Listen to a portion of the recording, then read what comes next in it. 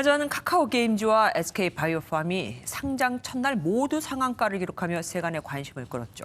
오늘은 세계적인 그룹 방탄소년단의 소속사 빅히트 엔터테인먼트가 코스피에 상장됐는데 빅히트 대표의 주식 가치는 3조 원을 넘어 현대차그룹 정의선 회장을 앞질렀습니다. 김문영 기자가 보도합니다. 10, 9, 8, 7 눌러주시기 바랍니다.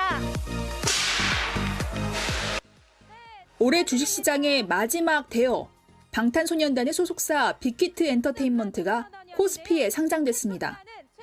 공모가보다 2배 오른 시초가를 형성하고 한때 가격 제한폭인 상한가까지 도달해 이른바 따상도 달성했습니다.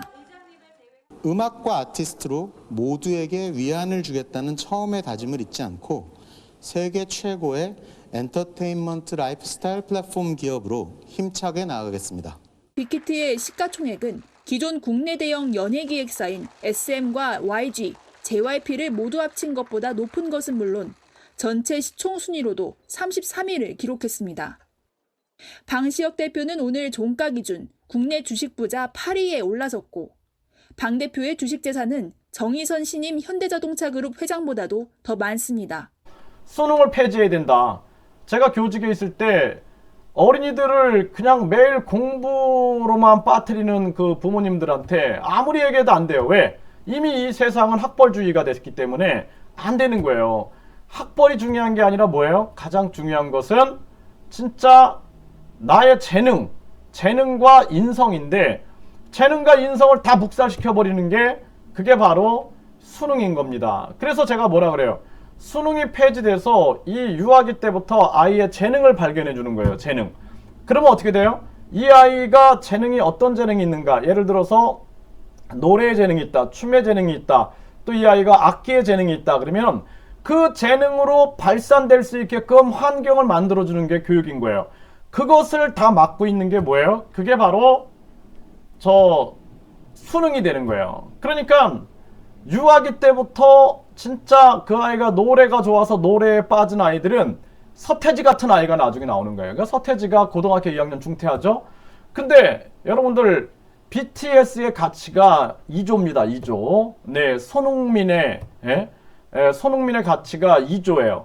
그 이런 아이들 1000명만 있으면 우리 국내 총생산이 1900조인데 2000조가 되는 거예요. 2000조. 이거는 양적 완화가 되는 겁니다. 양적 완화. 이게 엄청 중요한 거예요. 교육이라는 것이.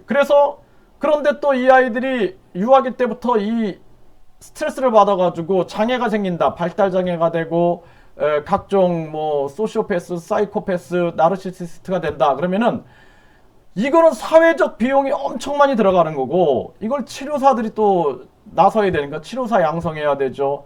또 이 유아교육자들, 특수교육자들, 또 장애아동, 발달재활사들 이런 사람들이 나서야 되기 때문에 사회적으로 생산적인 가치를 우리가 만들어내는데 이게 손해보는 게 굉장히 많은 거예요. 그래서 가장 중요한 게 뭐다? 저 사이비 정치인들이 만들어 놓은 저 수능을 빨리 폐지해버리고 그 다음에 우리가 이 아이들을 진짜 해방을 시켜줘야 되는 거예요. 그래서 허경영 후보가 중산주의, 그러니까 중산층주의죠. 중산층주의를 들고 나오면서 자연스럽게 전교조가 그냥 해체가 되는 거예요. 없어져 버리는 겁니다. 필요가 없는 거예요. 왜? 이미 혁명이 끝났으니까. 혁명이 끝나버리는 거예요. 그래서 제가 허경영 후보의 정책을 보면은 저분은 진짜 정치가가 아니라 진짜 신인이다 이렇게 저는 생각이 들어요. 어떨 때는 그래요. 그래서 저분은 진짜 그냥 교육자, 뭔가 어떤 대단한 철학자, 대단한 어떻게 보면 또 종교적 지도자, 또는 이런 그런 분이 아닌가 이런 생각이 들어요. 저분이 정치할 이유가 별로 없는데 라는 생각이 어떨 때 들 때가 있어요. 왜냐하면은 정말 이런 정책들을 보면은 정치인, 현실 정치 맨날 싸우잖아요. 근데 그런 게 아니라 그냥 세상을 어떻게 해요? 세상을 평화롭게 만들어주는 그러한 정책들이 다 담겨져 있는 거예요. 그렇기 때문에 허경영의 그 국민 배당금제가 시행이 되면은 노조가 그냥 없어져 버려요. 참 웃기지 않나요? 계속 노사가 갈등하고 싸우고 투쟁하는 게 일이었는데 그냥 없어져 버리는 거야. 또 정교조하고 그동안 막 보수적 그러한 그 교육자들하고 맨날 싸웠는데 이게 없어져 버리는 거예요. 그냥 그러니까 제가 보고 야, 이 3.3 정책은 노벨 평화상감이구나 이렇게 볼 수밖에 없었던 것입니다. 그래서 여러분들이 우리가 노벨상 하면은 뭐예요? 노벨상은 뭐 노벨 화학상이라든지 노벨 물리학상이라든지 노벨 평화상이라든지 노벨 문학상이라든지 노벨 생화학상이라든지 이런 노벨 경제학상이라든지 이런 게 있죠. 그러면 경제를 열심히 그냥 이때부터 했던 아이들은 노벨 경제학상이 되는 거예요. 예. 사람은 한 가지 활동만, 우리가 서당계 3년이면 풍어를 읊는다는 얘기 있죠. 한 가지 활동만 끊임없이 즐겁게 하다 보면은 그 분야의 천재가 되는 거예요.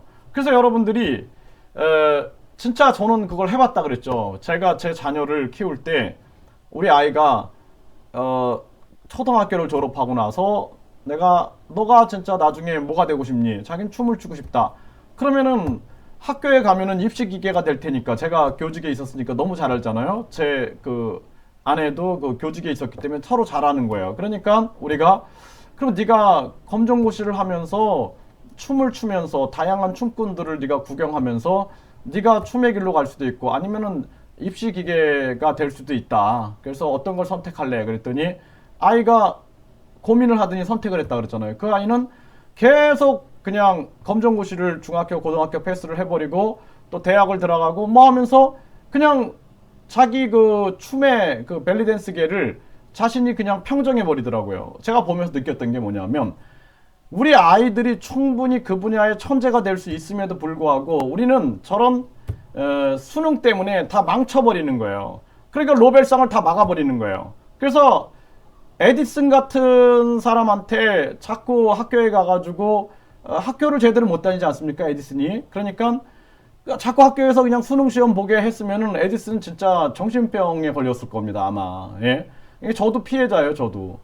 예, 저도 굉장한 피해자예요. 저도 진짜 수능만 없었어요. 수능이 아니라고 우리는 이제 그 학력고사가 있었잖아요. 그 학력고사 그런 것만 없었으면은 진짜 저는 굉장한 그 노벨 문학상을 받았을 겁니다. 제가 노벨 문학상. 예, 제가 그 서구문인에 당선이 돼서 이회수 씨 아시죠? 이회수 씨가 그 문인으로 있는 서구문인에 당선이 돼서 제 시가 실렸는데 진짜 저는 진짜 대단한 어떤 문학자가 됐을 거예요. 그런데 그런 문학을 하려고 하는 사람을 진짜 이 사회가 망쳐놔 버린 거예요. 망쳐놔 버린 거. 그래서 피해자입니다. 피해자. 저도 피해자예요. 그래서 허경영 후보의 이 수능을 폐지한다라는 이 정책을 저는 정말 너무나 지지합니다. 그리고 학벌주의를 무너뜨려 버려야 돼요. 그래서 학벌주의가 중요한 게 아니라 뭐예요? 아니 무슨 서울대, 고려대, 연세대 이거 대학 만들어 놓고 줄 세우는 거 그게 뭐가 중요합니까? 그래서 저는 그게 아주 우스웠어요. 옛날부터. 그게 뭐 하는 거지? 예? 정말 예를 들어서 빵을 잘 만드는 사람은 빵 쪽으로 나가야지. 예?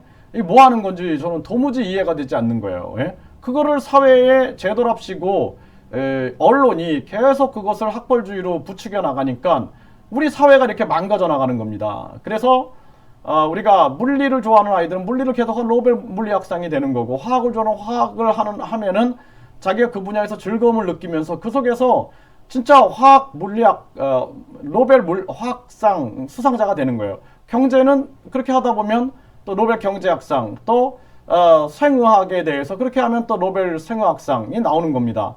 또 허경영 후보처럼 평화 정책을 연구하는 사람은 진짜 그런 분들은 또 노벨 평화상감이 되는 거예요. 예? 그리고 저처럼 문학을 열심히 했던 사람은 노벨 문학상을 받게 되겠죠. 그렇죠? 그러니까 우리나라 교육이 우리나라를 망쳤던 것입니다. 이게 교육이 아니에요. 네. 이 진짜 사이비 정치인들을 다 체포해가지고 진짜 정신교육대로 보내야 돼요. 그래서 제가 진짜 꼭 정신교육대에서 가르치고 싶다라는 생각이 듭니다. 이걸 제도라고 생각합니까?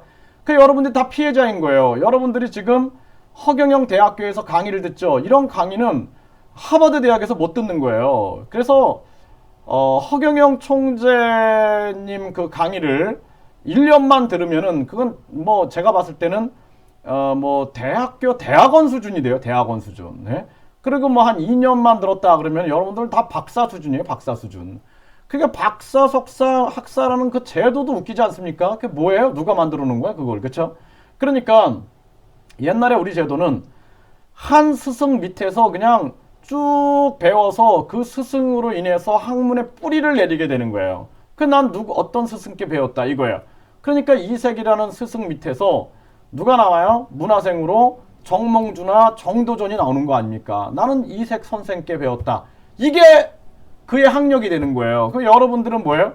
저는 허경영 선생께 배웠습니다. 이게 여러분들의 학력이 되는 겁니다. 예? 저는 유튜브 허경영 대학교에서 저는 공부했습니다. 이게 여러분들의 학력이 되는 거지. 무슨 어디 대학교 뭐 박사다, 석사다, 뭐 학사다.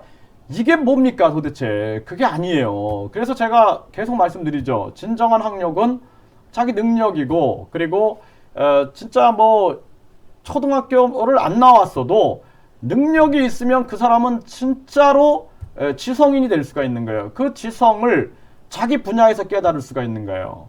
그래서 어떤 분은 라면을 만들면서 그 라면 속에서 철학을 깨닫게 되는 거고 인생을 다 배우게 되는 거예요. 그래서 깨달음이 다른 데 있는 게 아닙니다. 예? 그 농부가 농사를 지으면서 그 속에서 우주를 깨닫는 거란 말이에요. 우주를. 그래서 그 씨앗을 뿌리고 그 씨앗에서 새싹이 돋고 줄기가 나고 나중에 열매가 하고 이 바람과 공기와 물이 하나가 되어서 우주와 상호작용하면서 열매를 맺는 것을 보면서 우주를 깨닫게 되는 거예요. 우주를. 그게 바로 큰 깨달음이고 그것이 자연이 주는 가르침인 거예요. 그런데 그거를 그냥 무슨 학벌주의를 만들어 놔갖고 학사, 석사, 박사 막 이렇게 해놓으니까 사람들이 세뇌가 돼버린 거예요. 세뇌가. 제가 이제 세뇌에 대해서 이제 과학적으로 강의를 할게요. 그래서 여러분들이 세뇌가 되면 어떻게 되는지를 정말 여러분들이 깨달아야 될 것입니다. 그래서 수능을 폐지하면은 대한민국에 노벨상이 쏟아집니다. 이래도 수능 폐지 안 하겠습니까?